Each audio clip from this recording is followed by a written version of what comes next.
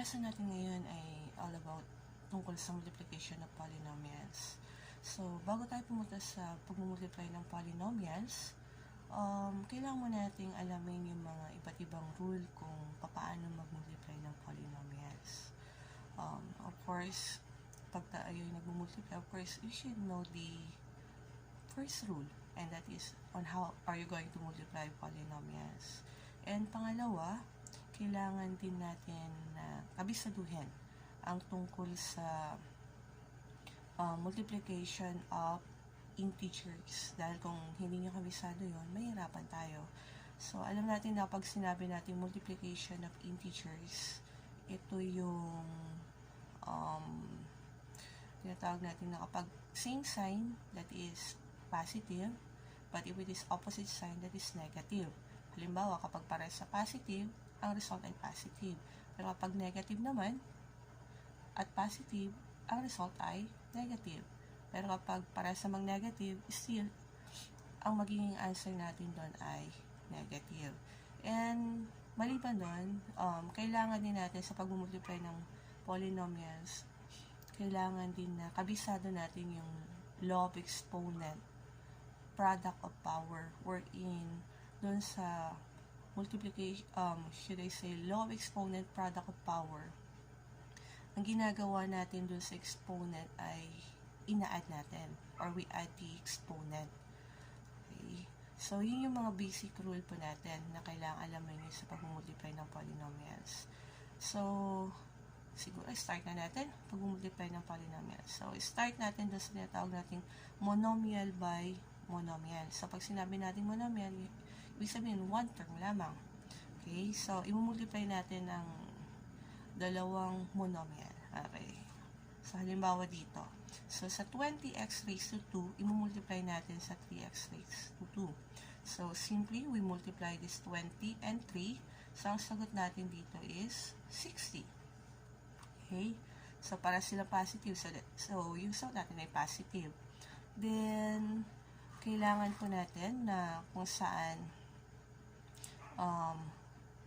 using the law of exponent, power of power. So, x sila magkaparasama sila ng literal coefficient natin. So, simply we add the exponent. So, copy the variable and then add the exponent. So, our final answer is 60x raised to 7. Okay? So, siguro napakadali lang kunin yan. Now, paano kapag meron tayong more than one variable? Okay, halimbawa, okay, we have negative 3x raised to 5, y raised to 3. Okay? Then we multiply to negative 4x raised to 3, y raised to 3. Okay? So, tingnan po natin. So, same rule po tayo. Same rule lang po tayo sa paggawa nito. So, we simply, okay, we multiply the negative 3 and negative 4, so that is positive 12. And then x times x raised to 5 times x raised to 3, that is x raised to 8. And then y raised to 3 times y raised to 3, that is y raised to 6. So, napakasimple. Yan po yung mga kasagutan po natin. So, let's proceed na ngayon dun sa ating pangalawa, and that is monomial multiplied to binomial or trinomial or polynomial. So, gaya din sa ginawa natin sa monomial by monomial, ganun din yung rule na gagawin natin. Pero, dito ngayon, meron na tayong dalawang term, should I say, at tatlong term na i-multiply natin sa isang term natin. So, sa pag-multiply natin dito, multiply natin, we simply multiply yung monomial natin, going to the first term, and then multiply natin dun sa second term. So, gawin pa natin ngayon. So, kagaya nito. So, we have here 3a raised to 2. So, just simply multiply this. So, the answer is 18a raised to 4. So, that will be your first term. Now, yung pangalawa natin. So, 3a raised to 2 multiplied to negative 2a raised to 4. So, we all knew that if it is positive times negative, the result is negative. So, 3 times 2, that is 6. and then a raised to 2 multiplied to a raised to 4, so that is a raised to 6. So that is your answer now for letter A. Okay, now how about letter B? Okay, so ganun din. So unahin lang natin, multiply lang po natin yung monomial natin by each term ng ating trinomial. So negative 2a 2x raised to 5, y raised to 3, minus 4x raised to 2, y raised to 6. So, ganito lang po. So, negative, negative. So, 2 times 4, that is 8. Then, x raised to 5, x raised to 2, so that is x raised to 7. Then, y raised to 3, y raised to 6. So, y raised to 9. And then, again, negative times negative. So, this will become positive. So, 2 times 3, that is 6. And then, x raised to 5, x multiplied to x. Of course, alam natin dito na meron tayong imaginary 1. So, i-add natin dito, 5 plus 1. So, that will be x raised to 6. And then, how about y? That is y raised to 5. Now, negative times positive, that is negative. So, what will be? 2 times 4, so that is 8. So, x raised to 5, this will become x raised to 10. And y raised to 2, y raised to 3, that is y raised to 5. So, yan po yung ating kasagutan sa ating pangalawa. Okay, so yung pangatlo po natin ngayon ay yung tinatawag nating binomial by binomials. Ibig sabihin, 2 terms multiplied to another 2 terms. So, paano gagawin po natin ngayon dito? So, may tinatawag tayong coin method or yung tinatawag nating smile method. So, anong gagawin lang po natin? We simply multiply dun sa first. Okay, yung dalawang first term natin. And then, multiply natin dun sa pangalawa. Okay, so yung tinatawag nating outer. And then, yung dalawang nasa loob or inner. And then, yung ating dalawang last. So, sige po, i-multiply po natin ngayon. So, x times x, that is x raised to 2. And now, x times 3, that is positive, so positive 3x.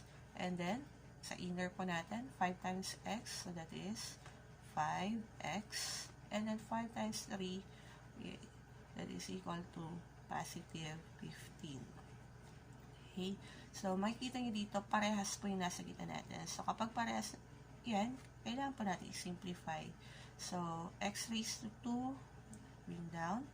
Then, 3x plus 5x, that is 8x. Then, bring down 15. And that is already our answer. So, yan po yung sagot po natin sa letter A po natin. Okay, so pumunta po tayo ngayon dun sa pangalawa nating example sa binomial by binomial. So, kung makikita nyo, dalawa ng variable po yung ginamit natin dito. Pero, magkagayon man, same pa rin. Okay? So, we will use the FOIL method or the smile method. Okay? So, first, and then we have the outer, the inner, and the last. Okay? So, multiply po lang natin. So, 2x times 3x, so that is 6x raised to 2. And then, 2x times negative 2y, so negative times positive, that will be negative 4. So, magkaiba po sila ng variable. So, just simply write here x and then y. And then, inner po tayo, dalaw nasa loob. So, 4y times 3x, that is positive. Now, so makikita nyo, same variable po. So, we simply just write here x and y. And then, positive 4 times negative 2, this negative 8.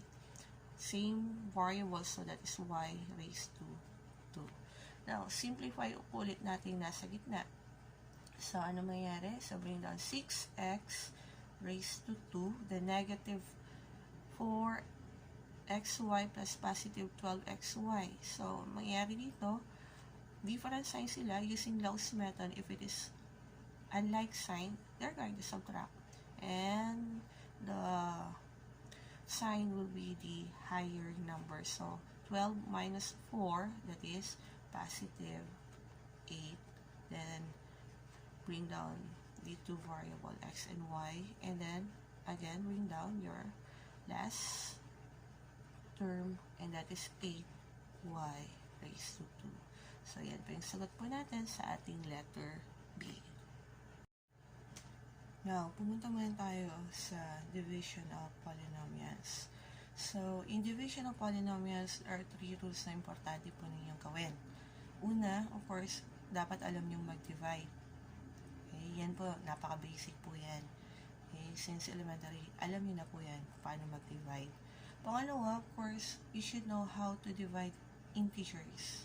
So, just like in multiplication, kapag same sign, same na positive or same na negative ang i-divide mo, the result is positive. Pero, kung ito ay magkaiba ng sign, yung isa negative, yung isang positive, the result is negative. Okay? So, yung pangatlo po natin, na rule po natin, of course, you should know yung tinatawag nating law of exponent, quotient of a power. Wherein, in a quotient of power, ang ginagawa natin dun sa exponent is we subtract. Okay? We subtract the exponent para makuha natin yung quotient. Okay? So, now, start pa natin dun sa una po natin sa division of polynomials. Yan yung tinatawag natin monomial divided by monomial. So, first, one term divided by one term. So, example pa natin. Okay? So, for example, we have here 24 a raised to 5. Okay? Divided by 3a raised to 2. Okay? So, kagaya nito. Okay? So, pwede natin isulat din ito into fraction way. Kung sa tingin nyo mas madali para sa inyo. So, halimbawa, ito ay 24 a raised to 5 divided by 3a raised to 2. So, anong magiging sagot natin dito? 24 divided by 3. So, the answer is 8. Now, a raised to 5, a raised to 2. So, gaya ng sinabi ko kanina, we subtract the exponent. So, a raised to 3. Ito po yung sagot pa natin sa 8 po natin. Okay? So, ayan ba yung tatawag natin monomial by monomial. Okay? Divided by another monomial. So, pangalawa po natin. Okay? So, what if they have different sign? Okay? Halimbawa, nakalagay dito,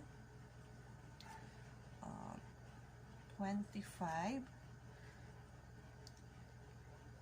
a raised to 4 b raised to 5 divided by negative 5 a raised to 2 b raised to 3. Okay? So, yan po. Okay, so paano po natin gagawin natin dito? So, of course, what is 25 divided by negative 25? So, different sign sila. So, that is negative 5. Now, a raised to 4 divided by a raised to 2. Subtract the exponent. So, a raised to 2. Now, how about b? b raised to 5 divided by b raised to 3. So, that is b raised to 3. So, that is your answer now for letter B. So, pumunta na tayo ngayon sa pangalawa.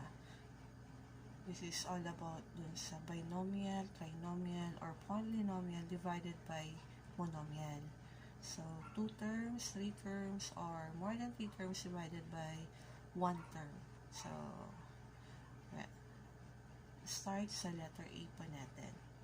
Okay, so, we have here 15x raised to 4, y raised to 5, minus 6x raised to 8, y raised to 6 divided by 3x raised to 2, y raised to 4.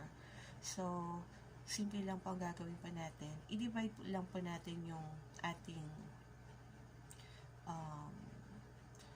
3x raised to 2, y raised to 4 sa bawat term. Okay, so halimbawa, so we have here dun sa unang term natin, 15x raised to 4, y raised to 5. So, 15 divided by 3, so that is 5. Then, subtract po natin yung exponent. So, x raised to 4, y raised to 2, that is x raised to 2. And then, how about yung y po natin? Y raised to 5 divided by y raised to 4. So, 5 minus 4, that is y raised to 1, or simply just write y. Okay? Because we all know that